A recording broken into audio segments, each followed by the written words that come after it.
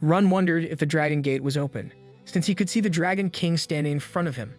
However, he soon realized that it was normal, since he was in Li's house. The Dragon King also wondered why a monstrous figure like the Sword Immortal would descend to the mortal realm. He, too, realized where he was standing, so he calmed down. Both of them stared at each other while thinking about Li's insane influence. Suddenly, Li brought out some popsicles for all of them. They jumped at the opportunity and started analyzing the popsicle as if it were an ancient artifact. Li told them that he had used different recipes and juices for the popsicles, so they should give him their feedback. As soon as Immortal Run and the Dragon King took a bite, they realized that the popsicle contained the remnants of law. Only those who were above Immortals had the ability to cast spells, and that was the only way for these remnants of law to be left behind. The remnants consisted of the caster's understanding of law. A small trace was enough for countless future generations to benefit from.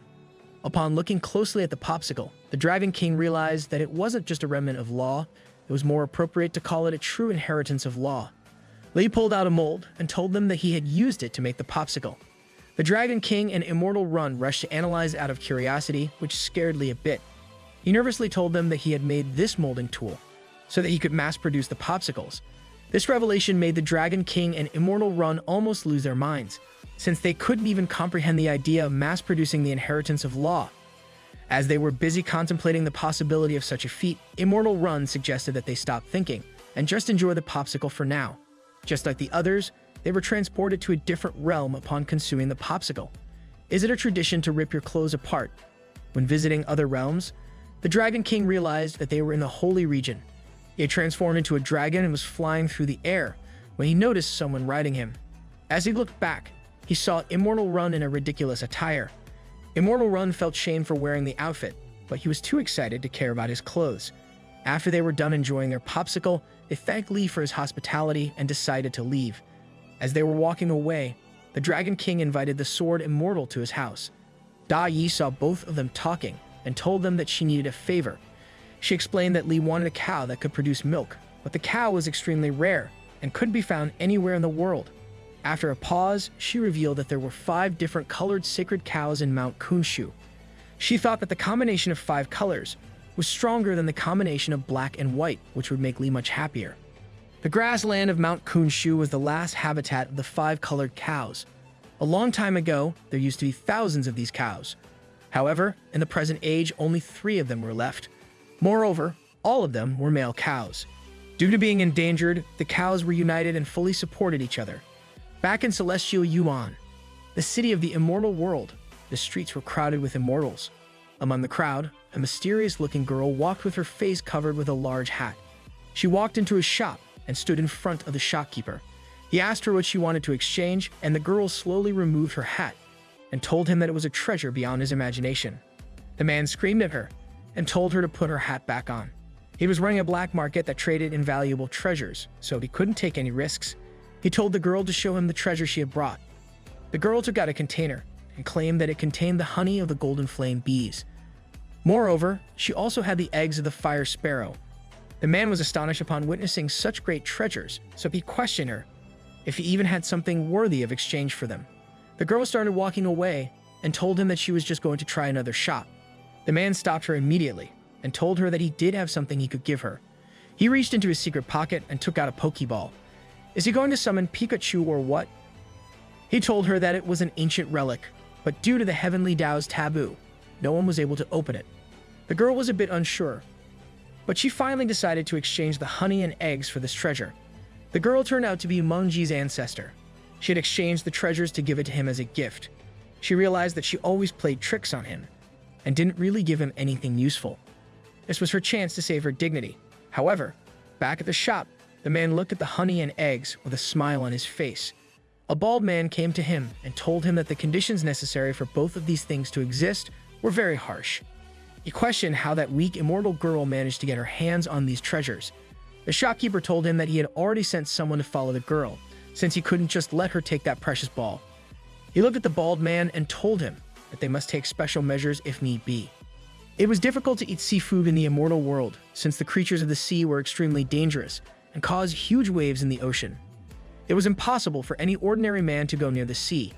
However, thanks to the Dragon King, Li could finally enjoy the seafood he had been craving for so long. He served the food at the dinner table, along with Da Yi and Huo. The souls of the sea army were looking down, as their bodies got eaten. They previously thought that the Dragon King wanted them to sacrifice themselves for the expert, but they didn't expect to be bathed in spiritual water and ascend directly to heaven. The Dragon King had actually passed on a great opportunity to them, and they couldn't stop thanking him. As they vanished with tears in their eyes, Li looked up at the sky in confusion, since he probably heard something. Huo couldn't wait to eat the seafood, so she immediately got to work. Meanwhile, Da Yi was still trying to figure out how to eat the food, so she asked Li. He picked up a shrimp and told her that she needed to twist its head out and take out the shell. Da Yi looked at him excitedly, and he fed her with his own hands. Huo saw this and also wanted to be hand-fed by Li, so she told him that she didn't know how to eat the fish. Before Li could feed her, someone knocked at the door and the shrimp fell out of his hands. Huo immediately caught it with her mouth in midair. As Li opened the door, Immortal Gu Yuan, Master Pei and his wife walked in. Master Pei handed him the painting from the senior immortal and said that he had a very stupid friend who wanted him to look at the painting. Li invited them in and asked them what the painting was about. Master Pei told him that he hadn't opened the painting yet, but he was sure it was just some trash paintwork. He was a bit confident in his painting skills, so he decided to take a look at the painting. As he opened it, a powerful burst of flame erupted from the painting and touched the sky. The senior immortal immediately knew that someone had opened the painting. He locked in and decided to fight the expert head-on. In the moral world, the flame had transformed into a huge dragon. The senior immortal was talking to them through the dragon and ordered Li to surrender. Master Pei was terrified upon seeing the actual power of the senior immortal. Li was also impressed by the dragon, but he thought it was a simple 3D projection. Li told Master Pei that his friend was really interesting. Master Pei laughed nervously and told him that there was nothing in front of him. The senior immortal noticed that Li was impressed by his painting skills. He thought that he had managed to scare him. However, Li announced that he was confident in his painting skills and didn't think he would lose to Master Pei's friend. Li looked at the painting and told them that the idea of the painting was really provocative. The senior immortal had fully expressed the law of fire in his painting. If the dragon hadn't been suppressed by Li, it would have flown into the air and burned everything in sight. The senior immortal was a specialist when it came to the law of flame. He was just one step away from breaking through the golden immortal stage. He laughed, thinking to himself that they had messed with the wrong guy. Meanwhile, Li took out his painting brush and took it as a challenge. He began aggressively painting the canvas. Each stroke hit the dragon like a spear. The dragon felt as if it was being chained. The senior immortal couldn't hold on any longer and started spitting blood. The other immortals asked him if he was okay. He got up and realized that he had underestimated the expert. His fire dragon had now turned into a water dragon and was as scared as a cat. After this incredible show of strength, Master Pei began praising Li. Li told them that he had learned about 3D projection in the past, but he wasn't sure if he could use it. He asked Master Pei if the challenger was his friend. Master Pei told him that he wasn't close to the person, as he was arrogant and selfish. Li laughed, saying that the person had good painting skills, but from the rhymeless style, he did seem a little petty. Master Pei agreed with him, and they all took their leave. After they left, they finally took a sigh of relief that Li didn't get mad upon seeing such an arrogant painting. The senior immortal had fainted by now, and the disciples rushed to help him. Suddenly, one of the elders saw lightning clouds in the sky. He was terrified since it was the immortal world, and it was impossible for lightning clouds to exist there. He looked at the senior immortal whose soul had left his body and wondered what kind of great existence he had offended. Back in the mortal world, Li was finally ready to enjoy the seafood. As he was about to take the first bite of the shrimp, someone knocked on his door. Li was annoyed and wondered if he could just eat his food in peace. As he opened the door, he saw Yue Tu standing in front of him. She starts convincing him to follow Buddha's teachings, so Li thinks she is looking for donations. He shut the door on her and got back to his food. Yue Tu immediately realized her mistake, so she rushed inside and fell to her knees.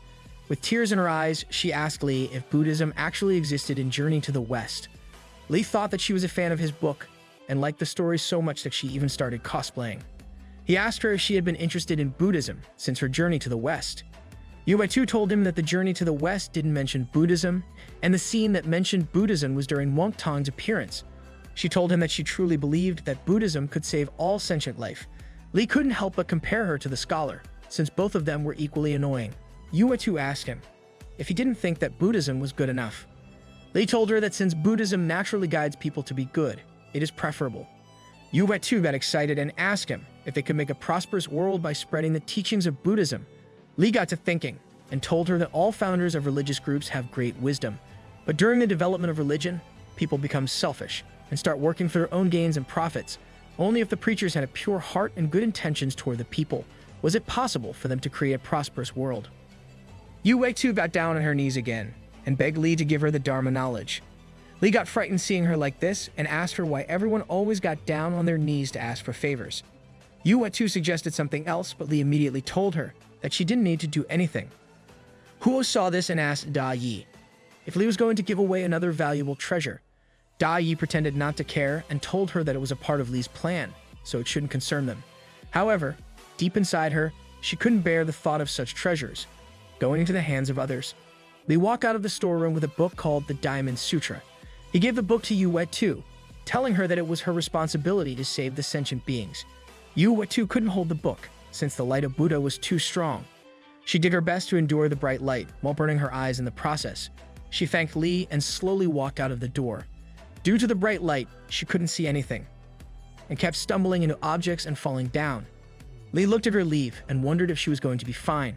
Moreover, her voice also seemed a bit familiar, but Li couldn't exactly recall who she was. He rejected the thought, saying that if he didn't remember, it may not be that important. As Li sat down to enjoy his food again, Huo told him that she had a question. Just let the man eat his shrimp in peace. Li felt a bit annoyed, but he told her to ask the question anyway. Huo asked him if Buddhism had spread and journeyed to the west after Tang Sunzan obtained the scriptures in the final chapters. In ancient times, Buddhism was widely spread, and its believers were protected by the blessings of heaven and earth. However, with time, it vanished from sight. Not even Huo or the Dragon King knew of the real reason behind it all. Da Yi thought to herself that if anyone knew what happened to Buddhism, it must be Li. She realized that the Phoenix had actually asked a reasonable question. If she had directly asked him about Buddhism, he might have been furious. But she had used Journey to the West as a reference, so he was happy to answer. Li told them that there was another story about the fate of Buddhism. Huo excitedly asked him what it was. After the spread of Buddhism to the east, it quickly brought prosperity to the region. However, something went wrong along the way. A demon named Wu Tian appeared seemingly out of nowhere. He was the most powerful demon anyone had seen, and it left Buddhism on its knees. Da Yi asked Li if Wu Tian was more powerful than Buddha. Li told them that Wu Tian was the reincarnation of the Black Lotus, which had destroyed the world. It forced Buddha to reincarnate and rebuild his entire cultivation. It also destroyed Sun Wukong as he set himself on fire for the relics. Da Yi and Huo couldn't stop shivering as they realized how powerful this Wu Tian was. Li told them that it was just a story and there was no need for them to be scared. He smiled and revealed that there were also a lot of big bosses in the ancient world, but he would talk about them later. Hearing this, the two of them almost fainted since they couldn't believe that someone even stronger than Wu Tian could exist. In a distant forest, Yuetu stood with the Diamond Sutra in her hands. She thought to herself that she couldn't make any mistakes since Li himself had entrusted that sutra to her. She was determined to spread it around the world. However, the light of Buddha was too strong for her to handle. If she opened the book, there was a high chance that she would go blind. Yuetu had figured out a different way to open the book. She decided to blindfold herself so the light wouldn't damage her eyes. To her surprise, the light was too much, even for the blindfold. As soon as she opened the book, her eyes started burning. We then see Da Yi walking around the forest. As she walked, she noticed a presence around her. Da Yi looked back and asked why they were following her. The presence turns out to be Huo, and she asked Da Yi if she wants to meet her sister. Huo loved animals, so she was eager to meet her sister. As they were both talking, the celestial fox walked in with her 9 tails. Da Yi got excited and congratulated her on the progress. Meanwhile, Huo stood in the back with a weird expression. The fox asked her if she was sick. Huo suddenly lit up and said that the fox was too cute. Da Yi was a bit scared seeing her like that. Huo couldn't control herself and started harassing the poor fox. She looked at her sister, but Da Yi couldn't do anything either since she didn't want Huo to snitch on her. Huo looked at the fox and asked her if she had awakened her innate supernatural ability yet. The fox acted shy and told her that she had not awakened it yet. This made Da Yi furious, and she screamed at her for lying. the fox started crying and told them that she had awakened her power. After building a bit of suspense, she revealed that her superpower was charm. Da Yi and Huo couldn't help but be impressed by her charm. They were experiencing the power firsthand. The fox wasn't happy, since she thought this power made her bad. Da Yi assured her that this was one of the most powerful innate abilities a fox could have. She told her that her power was not charm, but divine sense. She could secretly influence people's thoughts. Moreover, this supernatural power was different from other powers, as it was independent of karma. If someone wanted to kill the human emperor, it would be very difficult to do so with other supernatural powers. But with divine sense, one can kill him by changing his thoughts and go against the heavens. In short, her innate ability had a lot of potential. This made the fox a bit happier, since she realized her ability wasn't all that useless. As both of them talked, they noticed that Huo hadn't spoken in a while. As they looked at her, they saw that she was trying to hold back. She finally let it out and told them that she had fallen for the fox's charm. She wanted to merge with her now. As she leaped towards the celestial fox, Da Yi stopped her and told her to behave. She then dragged her back home and advised her sister to keep practicing her ability. Inside the house, the dragon girl was looking at a container full of alcohol. She asked Li when she would be able to drink the alcohol. Li told her that it was going to take a bit of time and that she was too young to drink. Bro just evaded a case. The dragon girl held his hand and told him that she wasn't that young. Suddenly, Huo showed up and picked her up by her head. She asked her why she was slacking off work and put her back on the chores. Li apologized to King Luo for having to witness all that. King Luo nervously laughed and told him that it was fine. Inside, he was terrified to see a phoenix and the dragon clan in front of him. He hadn't been to Li's house for a while, and it had become even more insane. The tea had also upgraded from just spiritual water to the power of law. King Luo was afraid that he might die if he took a single sip of the tea. Li noticed his staring at the tea. He told him not to be shy and to drink it. King Luo started sweating and told him that it smelled too nice, so he would drink it slowly. He then pulled out a letter from Nun Nun and gave it to Li. Li apologized for asking him to bring all these letters. In the letter, Nun Nun told him that she was doing great and had made a lot of friends. She was captured by the leopard spirit a while back, but now she's able to save others from such spirits. Li got a bit terrified and wondered if she was exaggerating. King Luo told him that Nun Nun was smart and he had been taking care of her by himself. Li realized that King Luo was helping her, and that must be the reason why she was doing so well. He then looked at the letter and asked King Luo about the Immortal Cultivator Exchange Conference. Nun Nun was also going to the conference. King Luo explained that it was a conference where all the immortal cultivators gathered together and talked to each other. They tried to share their own experiences and training styles to help others. Moreover, cultivators exchanged weapons and other items. King Luo told him that it was a peaceful event. Li thought that the event seemed interesting and wanted to go there himself. However, the event was taking place a bit too far, so he asked King Luo if he looked at Huo and asked if someone was willing to take him there. After getting no response, he looked at King Luo and asked him if someone was willing to take him to the event. King Luo got the hint and told him that they would all leave tomorrow. They both shook on the proposal and decided to leave the next day. Li asked him how they would travel to the event. He let his imagination run a bit wild and asked King Lu if he had a big divine crane or a flying boat. He then started naming things he had seen in movies, which made King Luo cry. He excused himself and promised to be back soon. King Luo immediately went to the Lin Immortal Palace and met Master Mengji. He told him the entire story and said that they would travel using his divine boat. He didn't really have any fancy boat of his own, and he was afraid that Li would get mad if he let him travel in a cheap one. Master Mengji immediately agreed and told him that they should start preparing.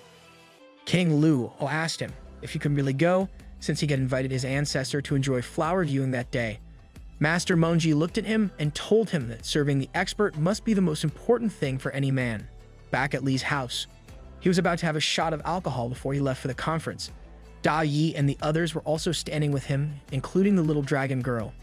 It's okay, she's probably over 100 years old. Da Yi and Huo couldn't control themselves after drinking the alcohol. It was so good that Da Yi almost lost her balance and fell down. Li caught her and apologized, saying that he didn't expect her to be such a bad drinker. He asked her if they should leave for the conference, but Da Yi told him that she had other plans with Huo, so she couldn't go with him. Li called out Huo and told her to take care of Da Yi and to protect her.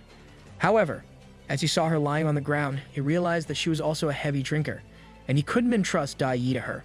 He then looked at the dragon girl and saw her dropped on the floor too. She called out to Lee and said that she got a big secret to tell him.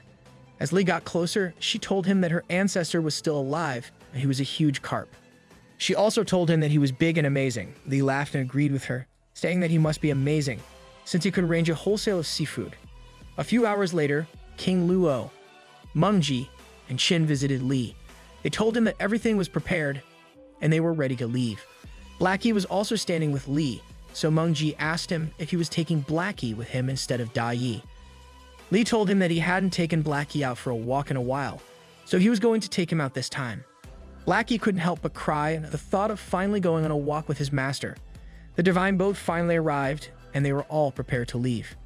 Meanwhile, in the immortal world, Mengji's ancestor was waiting for him to summon her. She had the magic ball in her hands, and wondered if Mengji would even like it or not. She even felt a bit shy giving it to him. After 3 days of waiting, there was still no sign of Mengji or anyone. The ancestor couldn't believe it.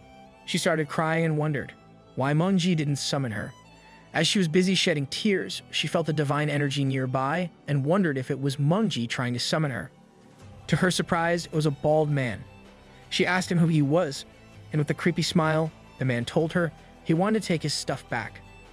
Back in the immortal world, Lee was astonished upon seeing a huge pearl. Mengji tried to play cool and told him that it was not that great. He had acquired it from an OBE stage muscle spirit. Well, he basically stole it, but the pearl was made from muscle essence and could be used as a luminous object, so it was all worth it. They were using it as a light in a ship. Lee was completely mesmerized by the pearl.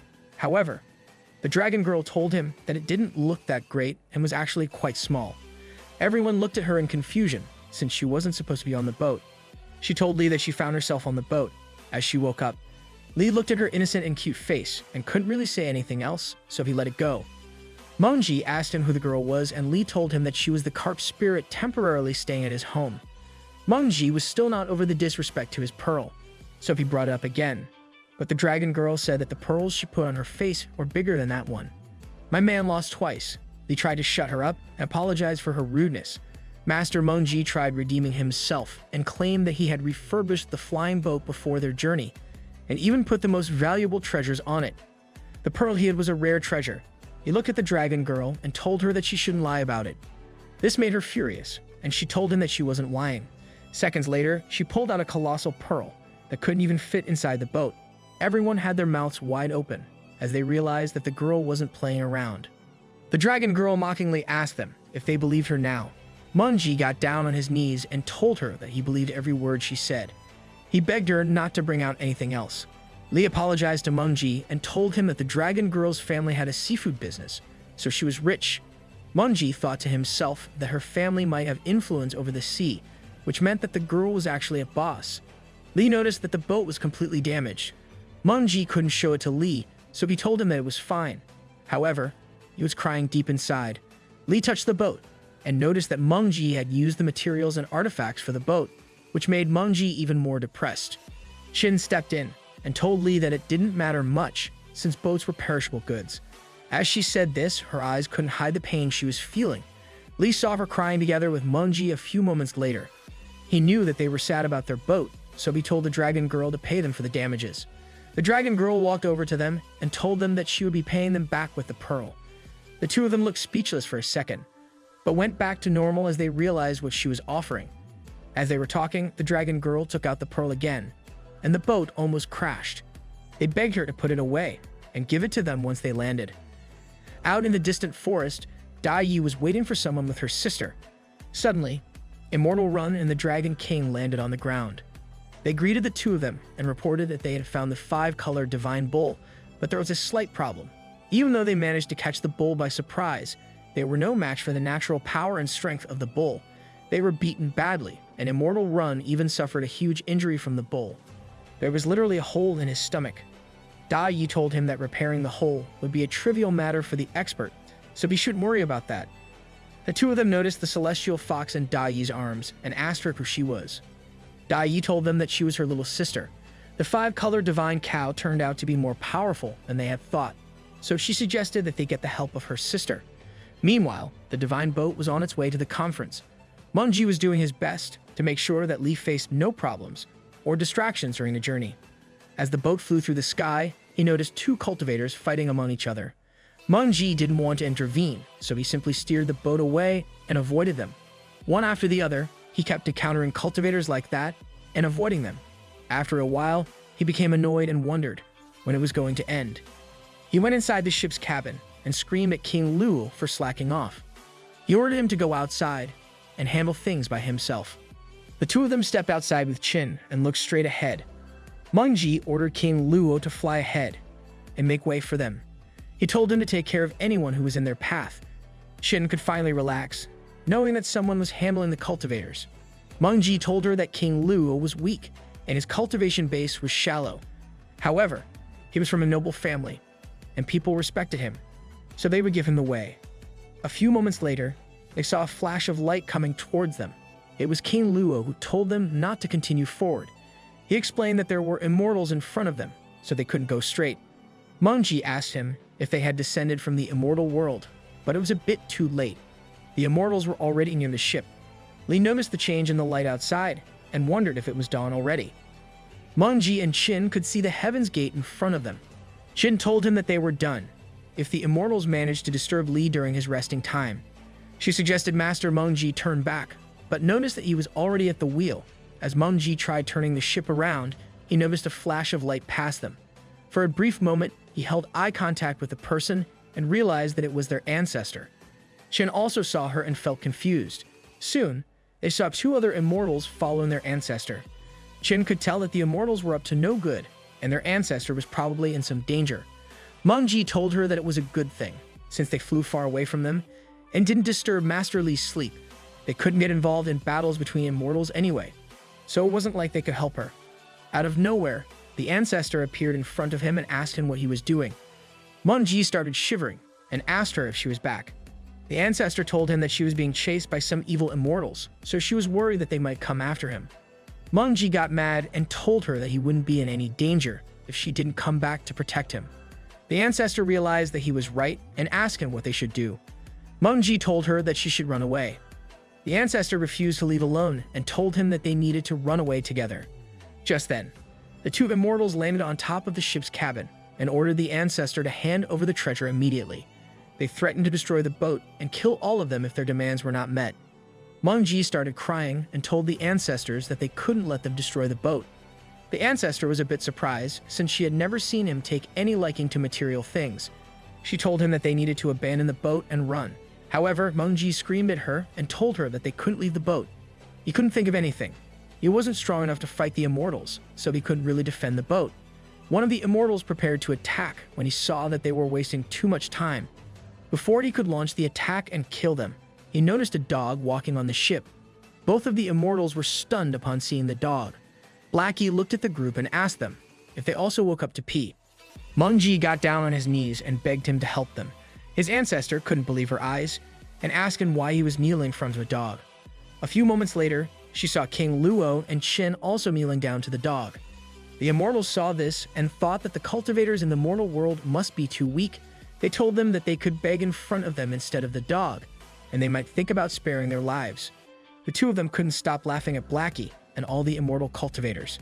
Blackie had enough, so he put his paw on the ship and it almost flipped on one side. The immortals were too surprised and didn't know what was going on. The ancestor and the immortal cultivators realized that Blackie was mad. Blackie stepped in front of the immortals and asked them who they were laughing at. He started growing in size and asked them how they could stand above him while talking to him. The two immortals looked like tiny ants in front of Blackie. They were terrified out of their minds. Blackie told them that if they gave up their cultivation, he would spare their lives. This was a shock, not only to the immortals, but also to everyone else. Blackie had just asked them to give away their 1,000 years of cultivation and become mortals again. In other words, he was asking them to delete their level 99 account and start from level 1. For an immortal, losing their cultivation was worse than death. Therefore, one of the immortals got mad and told Blackie that he would rather die than give up his cultivation. He attacked him with everything he had, but Blackie vanished him into thin air with just a single strike.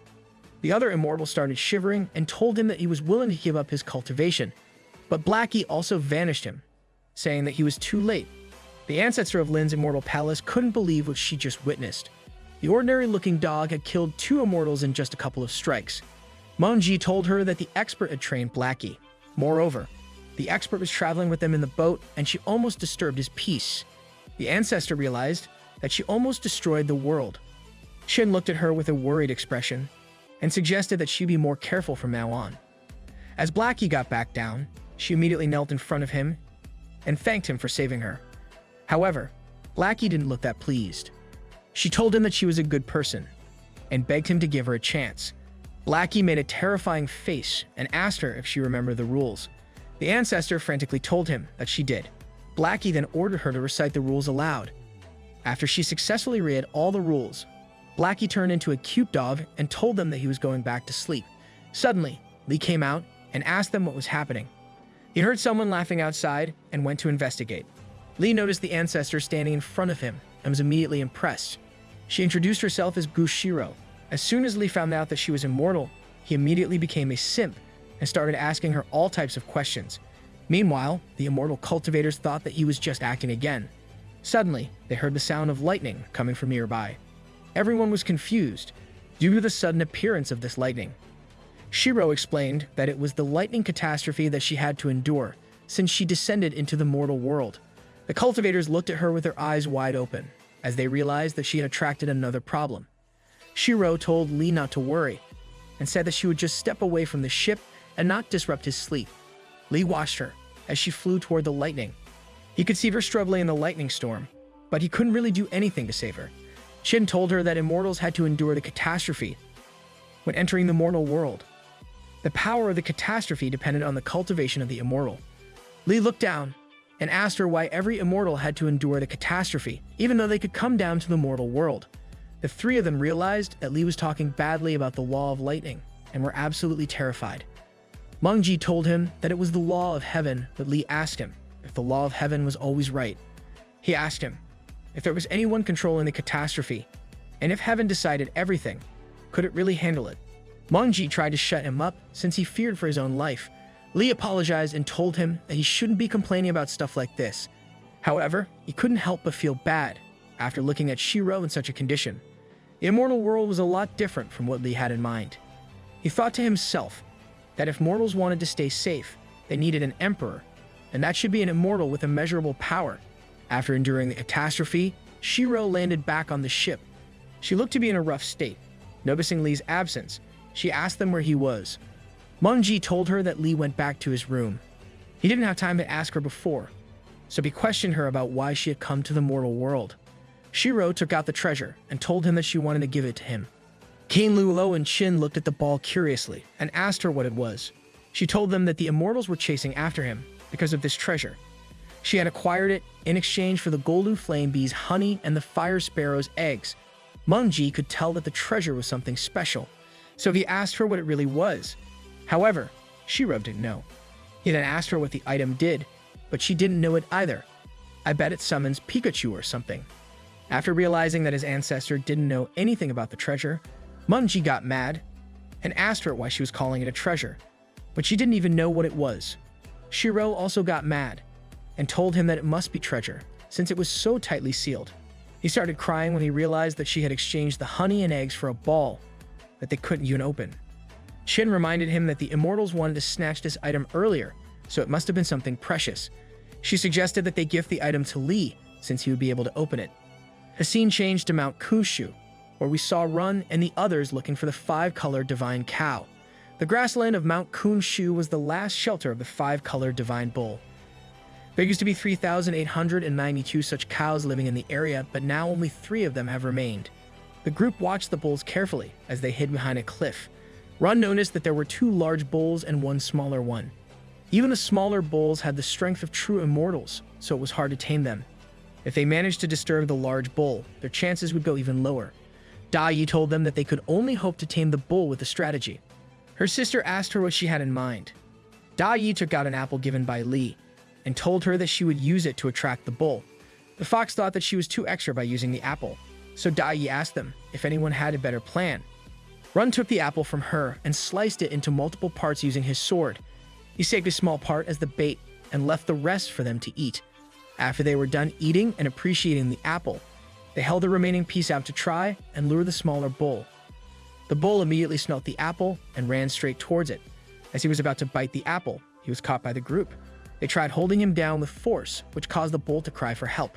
They immediately used a gag to shut him up since they didn't want him calling his parents. Dai told him not to call for help, since it would only make things difficult for them. She then proceeded to test if it had milk or not. Let's just move a bit forward. As the celestial fox was staring at them, she noticed someone getting closer.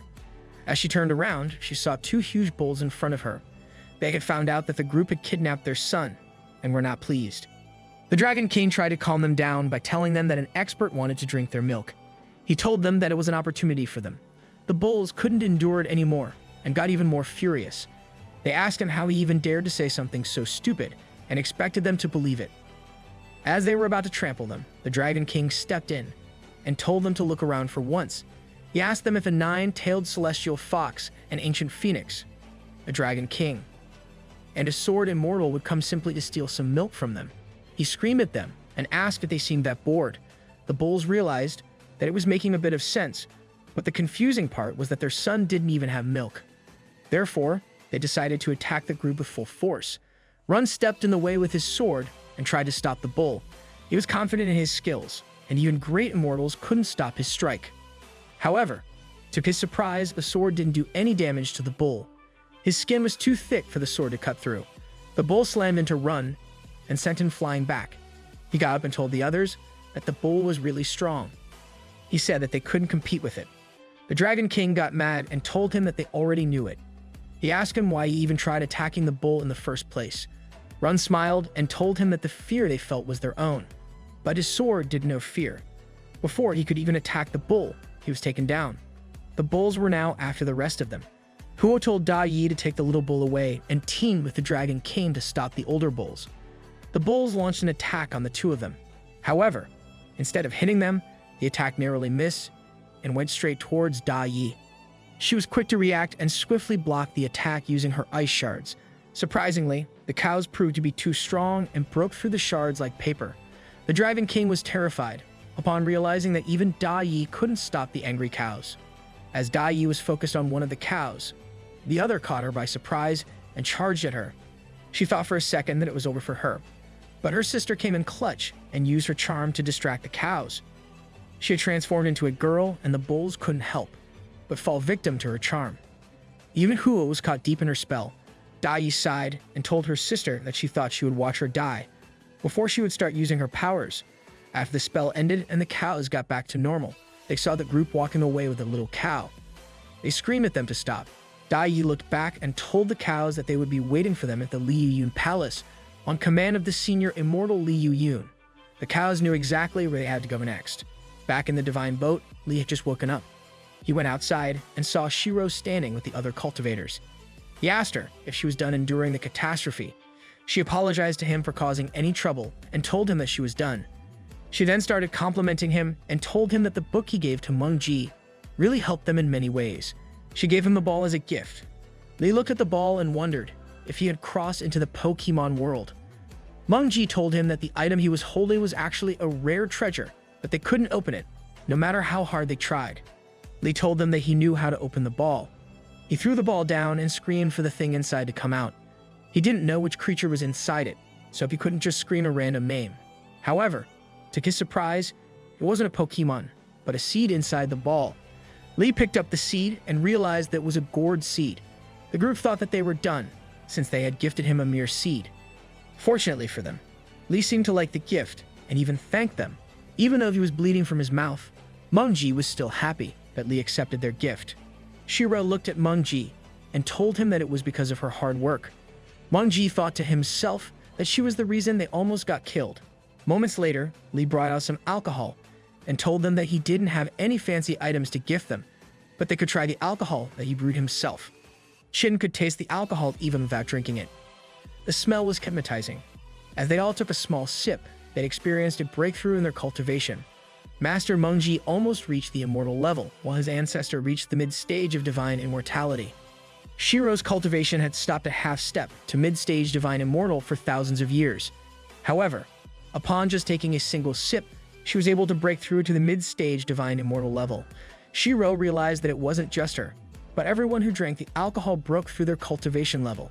She understood how horrifying Lee was, and why he chose to stay in the mortal world and act as a mortal. As they were all drinking, the dragon girl grabbed one of Lee's legs and demanded some alcohol. As Lee tried turning her down, Blackie jumped out of nowhere and held on to his other leg. Lee felt defeated and agreed to give them a little bit of alcohol. Some distance away, two cultivators were analyzing the state of the ground below as they flew in the sky. The devil had made the ground barren and dead. The cultivators thought to themselves that they needed to find a way to fix things at the Immortal Cultivators Conference.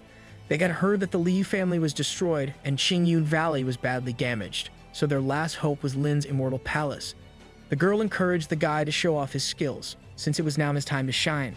The man felt confident and told her that he had broken through the later stage of out-of-body experience.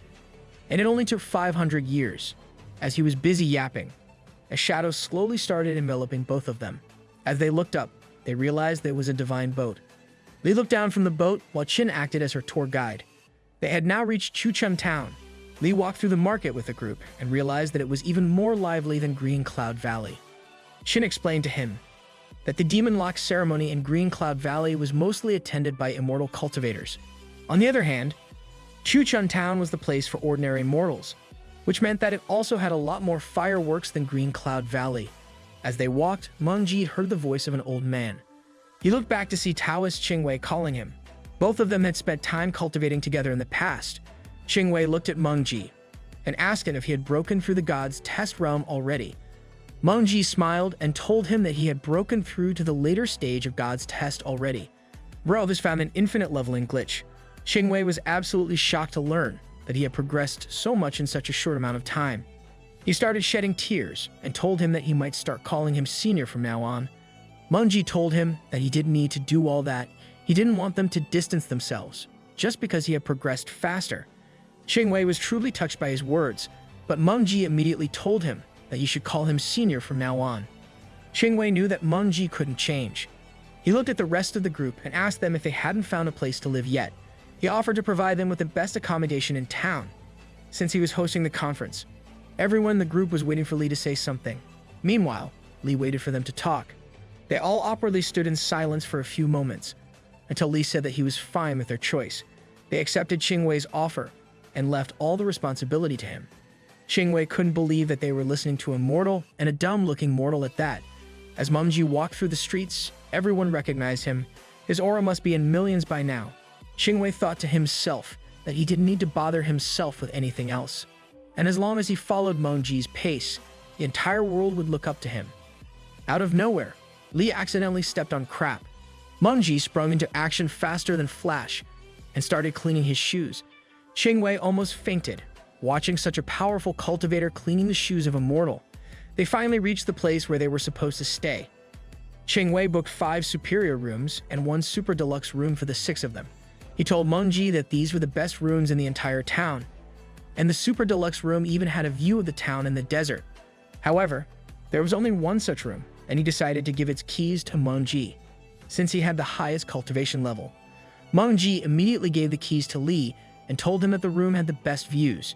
Qingwei's teeth fell out of his mouth as he realized how Mengji was trying so hard to curry favor with a mortal. As Lee walked to his room with the dragon girl, Qin and King Lu immediately got to work to make sure that he wasn't disturbed. Qingwei made a terrifying face and asked Mengji who the mortal was. Mengji sat with him for tea and explained that he was an expert with power beyond his imagination. Qingwei asked him what he meant, so Mengji pulled out a tangerine and told him to eat it. As he reached for the tangerine, Mengji pushed his hands back and told him that he wasn't getting all of it. He then took a small slice and gave it to him. The man couldn't believe how he was being disrespected. However, as soon as he tasted the tangerine, he was transported to a different realm. Yeah, he also ripped his clothes up. Moreover, Qingwei changed from a grumpy old man to a handsome young Taoist. He was not even sure how it was possible. He told Mengji that he was very old and only had 3 years left to live. However, the law in the tangerine acted as a life-saving straw and saved his life by reversing the deterioration. He smiled and told him that the tangerine was really incredible and frightening. Meanwhile, Manji couldn't help but scream at him since he was the one who was frightened. He had changed his entire body in less than a minute and was now a handsome young man for some reason. Suddenly, Shiro walked into the room and saw Qingwei. She was stunned to see such a good-looking man. She started acting shy and greeted him, while Manji stared at the two of them in silence. After a bit, Qingwei called out Shiro. She was surprised that he knew her name and asked if he knew her somehow.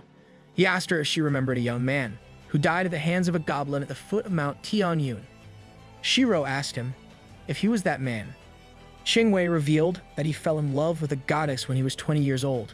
He worked hard to cultivate and try to keep up with her.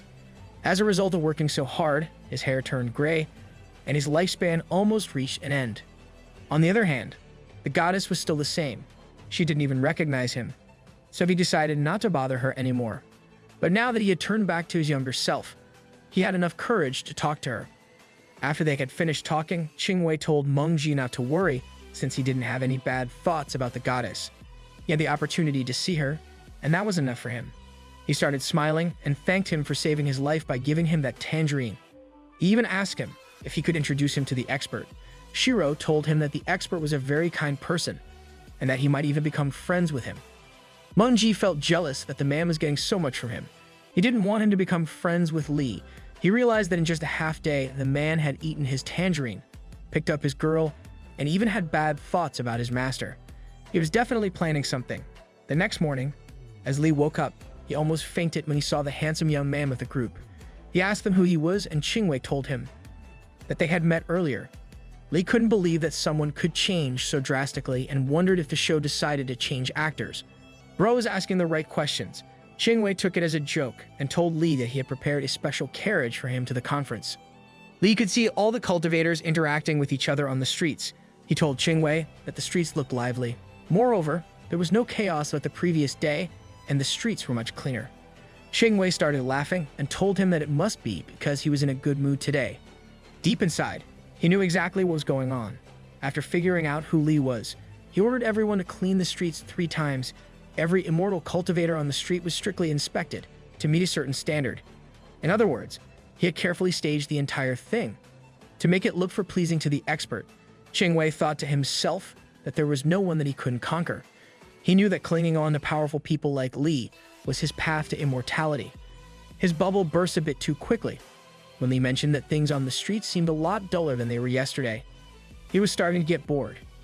Qingwei started shaking and told Lee that they were going to the Immortal Pavilion, where the communication and the battle between immortal cultivators took place.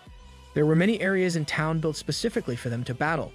The Immortal Pavilion was considered to be the biggest arena.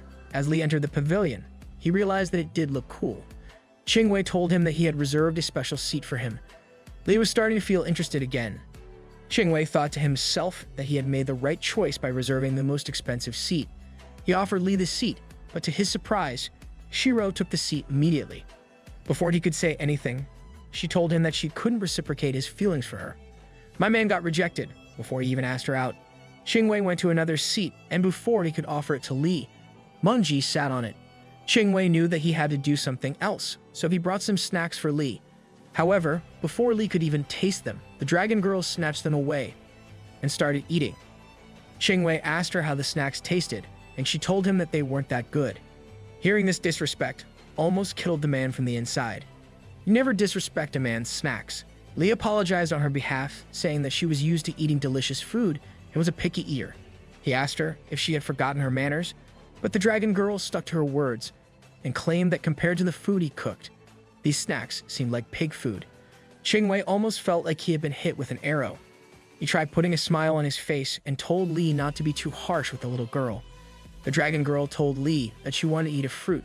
He immediately reached into his bag and gave her the apple.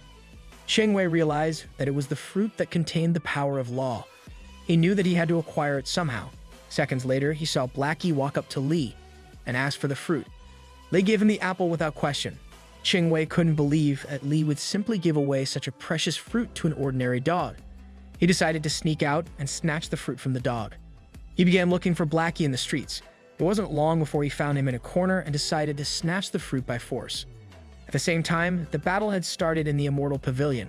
The two cultivators tried showing their best moves and perfectly combined both of their powers.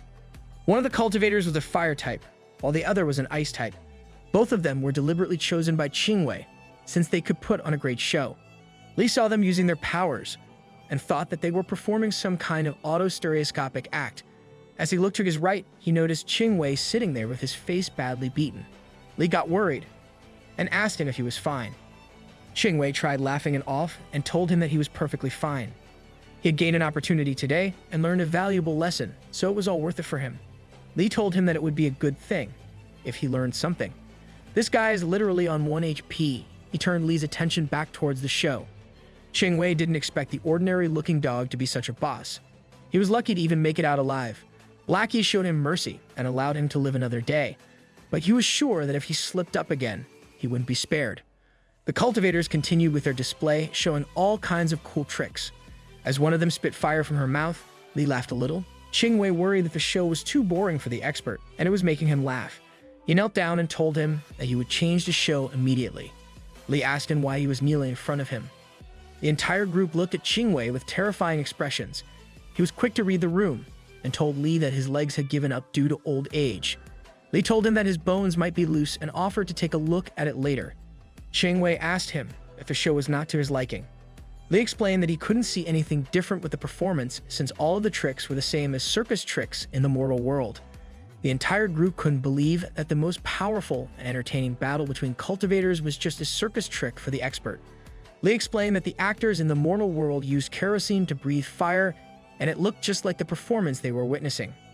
The cultivators couldn't believe that they could do all that without using any magical items. Li got even more confident and told them that it was the wisdom of the mortal world. He called out to Munji and told him that he could amplify the sound of his zither if he put a loudspeaker next to it. Qingwei thought to himself that the Lin Immortal Palace practiced Dao music, so their biggest weapon was the celestial zither. Mana score and the zither in use determined the strength of the zither's sound. However, the power produced by the zither was the result of many waves. It meant that if they used a loudspeaker to amplify the mana waves, the strength of the zither would increase by an immeasurable amount. Lin's Immortal Palace was already a huge sect in the immortal cultivation world. If they somehow managed to increase their zither power, they would be impossible to compete with.